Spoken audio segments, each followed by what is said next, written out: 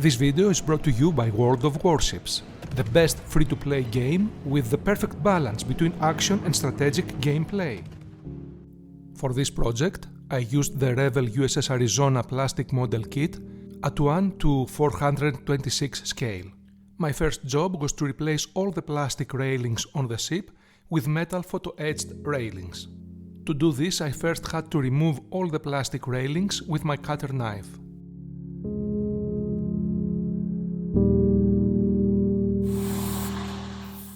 Once this job was finished, I proceeded to paint the ship's hull, the decks, the various parts of the superstructure, and I also added the photo-etched railings.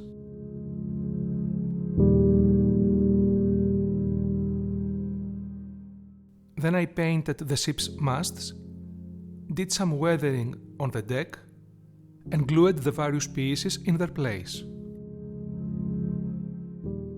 In order to create the bucklers that protected the cannon mount from the weather, I cut small pieces from a paper towel, I dipped them in PVA glue, and added them on the cannon mount. At this point, and before we get too far into the video, I would like to quickly talk about our sponsor, World of Warships. World of Warships is a free-to-play PC game enjoyed by millions of players worldwide. The game has new content releases each month, whether it is new ships, in-game nations, cosmetics, or even ship classes. You can always count on enjoying fresh gameplay experiences. You can play in more than 40 unique maps with dynamic weather, all of which have been updated with stunning new water effects and textures. You have multiple ship classes to choose from quick and devastating destroyers, do-it-all cruisers, sneaky submarines, aircraft carriers, and my absolute favorite, big and powerful battleships. And did I mention that the game is also available on consoles? So download World of Warships right now using the first link in the description, and make sure to use the code WARSHIPS during registration for exclusive in-game rewards. Thanks again to World of Warships for sponsoring this video, and don't forget to use the link and the code in the description to get started. This is how legends are made. Let's continue now with the project. I continued by adding details on the ship with photo-etched parts, such as deck railings, details on the foremast, and also I made the catapults for the planes.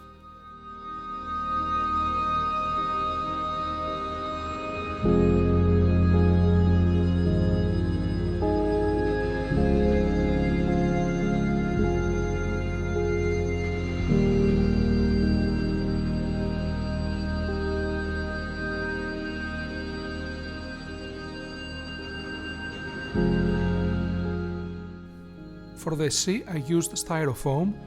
I made the outline of the ship and cut the Styrofoam so I could place the ship inside.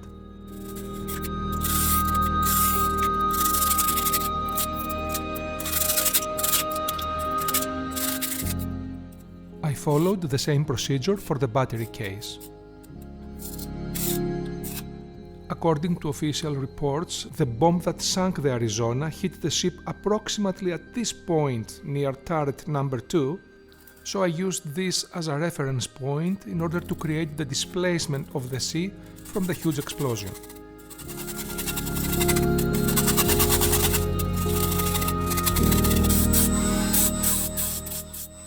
Then with my Dremel tool I started creating the sea surface. I covered the entire surface with one layer of gesso, and as soon as the gesso dried, I painted the sea with my airbrush.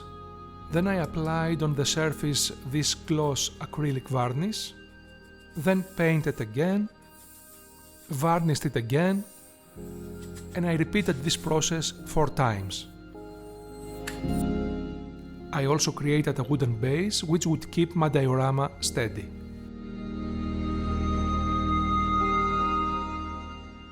To create the turbulence of the water, I mixed these 2 acrylic materials together, and with a brush I carefully began to paint the effect that the blast wave had on the water.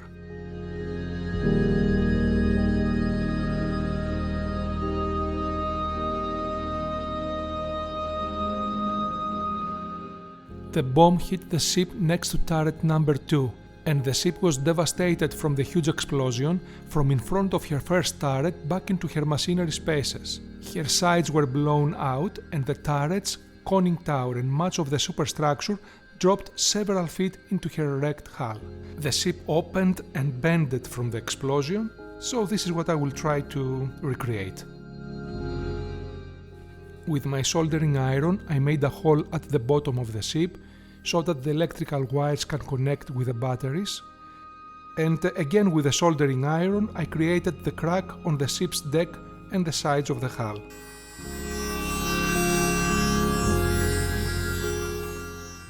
I also used my heat gun to create the bending on the ship's hull.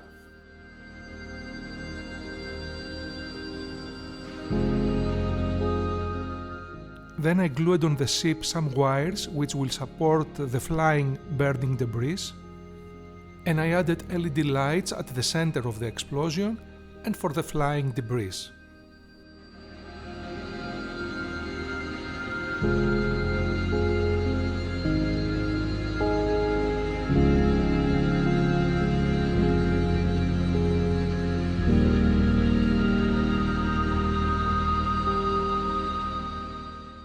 In order to create the explosion, I glued cotton all around the LED lights and added some optical fibers to recreate smaller burning debris. Finally, I painted the explosion with yellow, orange and black colors.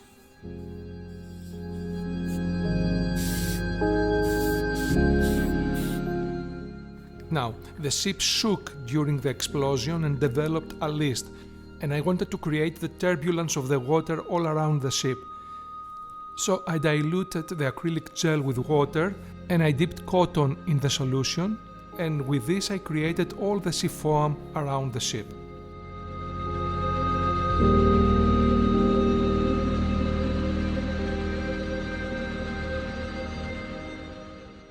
At the final stages of this project, I used cotton to create the smoke on the smaller flying debris.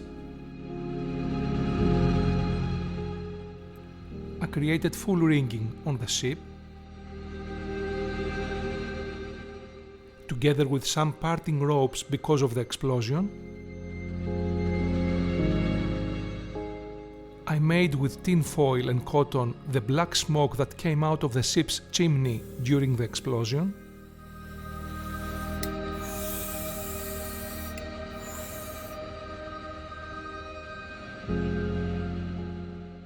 I added the anchor chains, I glued a nameplate on the sides, and my diorama was finished.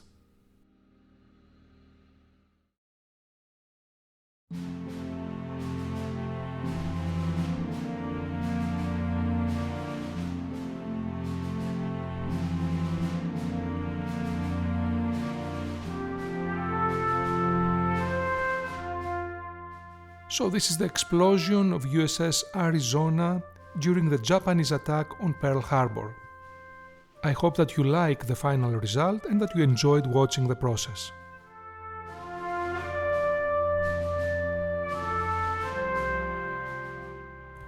Unfortunately, war has been a constant in human history and continues to claim lives as we speak. History tends to repeat itself, so we should never forget the wars of the past and those who made the ultimate sacrifice for the cause of freedom. Young men and women have left their homes and never returned. I hope this type of dioramas help us even a little to not forget what happened and to remember all those who were lost.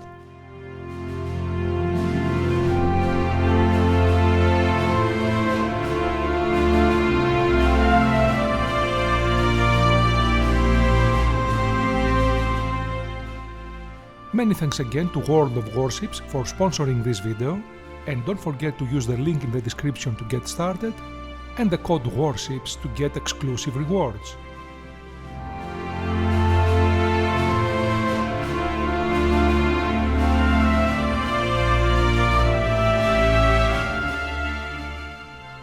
As always, I would like to say a big thank you to all the supporters of my channel.